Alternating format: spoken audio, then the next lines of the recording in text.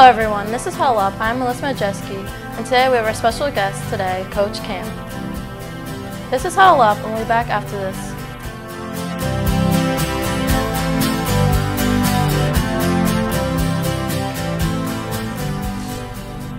Hello everyone, and welcome back to Huddle Up. Today we have is Coach Cam. Hi Coach Cam, how are you doing today? Doing great. That's good. So tomorrow night is your very first game, and you're playing on a Friday night. Is there any motivation that you have than a regular Saturday afternoon game? Our guys love playing under the lights. You know, it's fun. It makes for a quicker practice week, and they get pumped up. You can tell there's a little electricity in the air when they get out there. Is there like anything you like playing under the lights? Like, for one, it's cooler with all the heat we've been having. When you're playing under the lights at night, it's never heat index 100. And that really helps, especially the kind of style of football we play. So we're in good shape. We're ready to go, and the heat shouldn't be a factor. So during the preseason, you have played some tougher schools in the scrimmages. Do you think that'll help you win more games during the regular season? Yeah, that's the hope. The scrimmages serve two purposes. One is for me and for the football staff to decide who plays. The next is to prepare those guys for competition. I feel like the better competition we play in the preseason will set us up for a good regular season. Tomorrow night you guys are playing Denellen, and the past 2 years you have beat them. What does that mean to you and your team? It's important because they had beaten us 2007, 2008, 2010, 2011, 2012.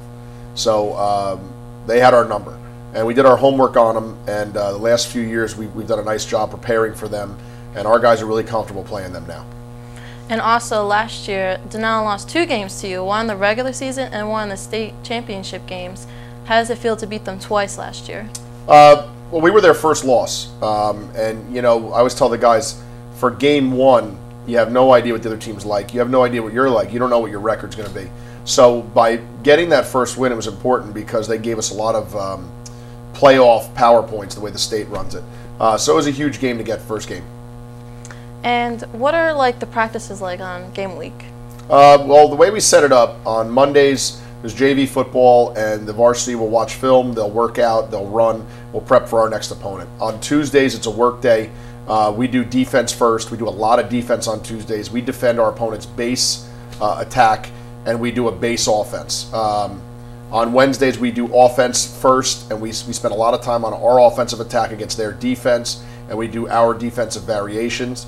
On Thursdays, we do offense and defense equally, and by Thursday, we should start clicking. Things should work. We shouldn't have any questions or miscommunications. The game plan should be set. Friday is like a dress rehearsal. We go out, we review everything we've done, we make sure all our personnel is set. For me, I want to walk up the field Friday going, we're ready to go.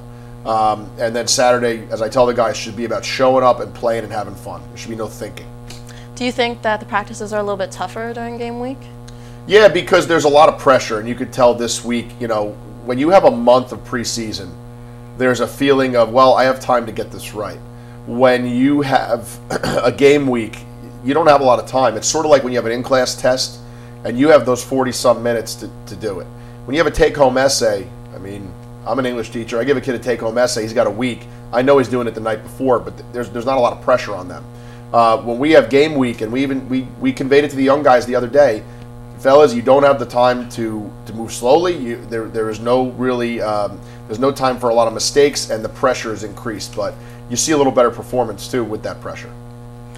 Do you think that there's any energy in the players during game week? Yeah, yesterday we had a little more energy. I wasn't too happy earlier in the week because again, with school starting, everybody's kind of frazzled when they get in the locker room because we're in an afternoon schedule. They're talking about their classes, talking about God knows what. So the focus isn't where I'd like it. But yesterday you could tell a raise in the level of play and the expectation that I think matched what is known as game week. So I was okay with it yesterday. Do you think that the energy is a little bit higher yesterday because they're getting close to the game? Yeah, there's an anticipation going on where you just want to go and play. We've been practicing since early August, and after a while, you get tired of hitting the same guys. I get tired of having to correct every 5 minutes. I just want to see my guys go out there and do it. So, yeah, definitely. So this year you have a new starting lineup, some are coming back and some are new. Do you think that they can handle the pressure for the first game? Yeah, I think the good thing is they have high expectations. And what we try to talk about all the time is pressure is external. Pressure is something you allow to affect you. If you prepare and you're focused on right now, pressure is not a big deal. But when people have high expectations and they look down the road, when people worry about what other folks say about their performance, then it gets to them. So we try to stay focused on one foot in front of the other. And I find for newer players it helps just to focus them on their jobs every play. Don't talk about how important the game is. Don't talk about rivalries or anything like that. Just talk about doing your job and you'll get through it. Do you think there's any motivation from last year that can help you win the Blue Division again this year? Yeah, I mean, once you have a little success, that's the biggest confirmation of all the time and the energy you put in. And I think this group understands that. I don't have to tell them how long the season is anymore and how much it's going to take because they've witnessed it, they've been through it. So when it's game 6 and we're tired and we've been at it for 3 months, I don't have to give them a boost because they know that there's something very real at the end if they keep performing and succeeding that can be there. So yeah, the motivation is definitely there.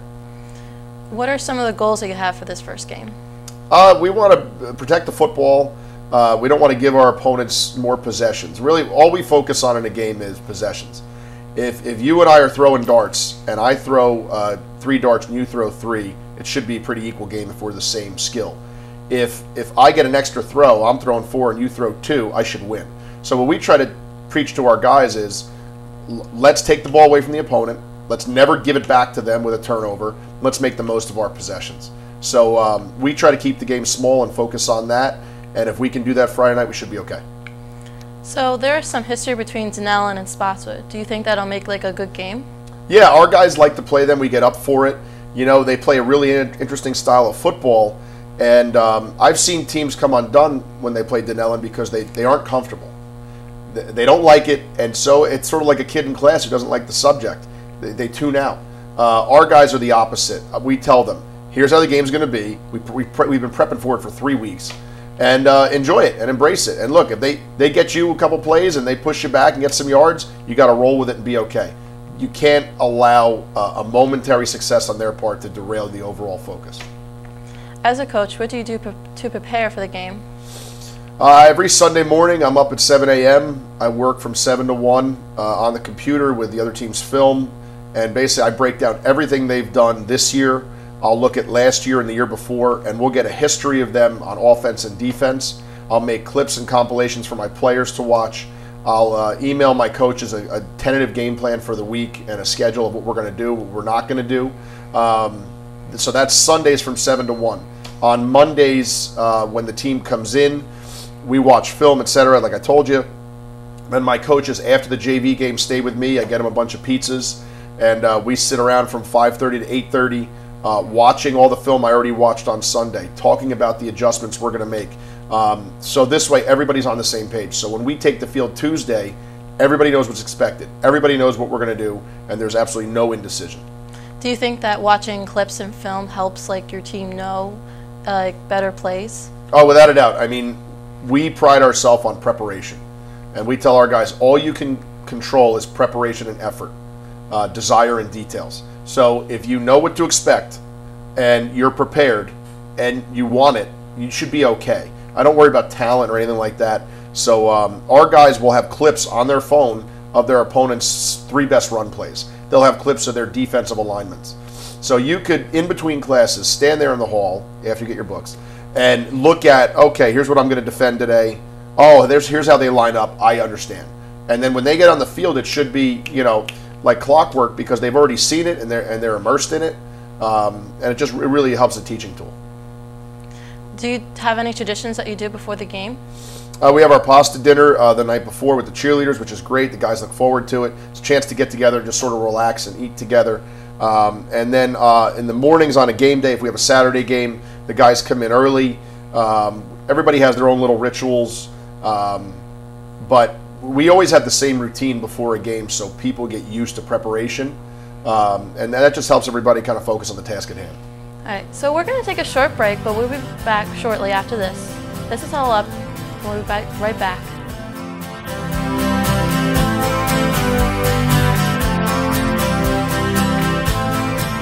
Hello everyone, and welcome back.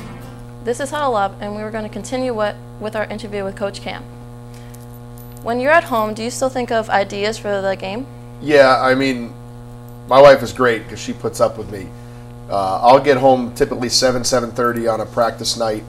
We'll have dinner, and then inevitably I'll get a text or email from my dad, who's a volunteer coach. I'll get a call from my brother, who's a volunteer coach.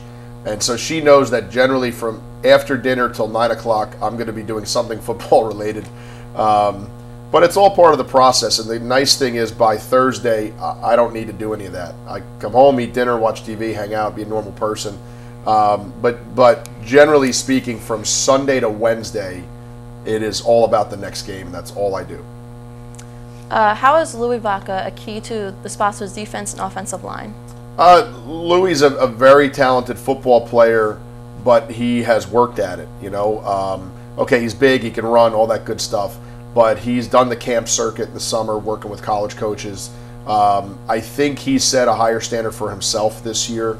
You know, I always tell the guys, being a varsity junior is probably the best deal you got in high school because you have none of the pressure, all of the glory, some responsibility, and you can just go play football. When you're a senior, the perspective changes because you got this is your last shot. When you're a senior with college implications in terms of football, it gets a little more pressurized. Louis handled it well. He's a leader. He's a captain. He's got a great way about him with his teammates. And but at the end of the day, you have to perform, and he's done it in the scrimmages. Yeah, he's big. There's plenty of big players in high school football, but when you watch what he does, he walks it after he talks it, and that's the be-all, end-all when it comes to a talented football player. And how do you think Chris Nardine will help out in the defense tomorrow night's game? Chris Nardine's a terrific linebacker.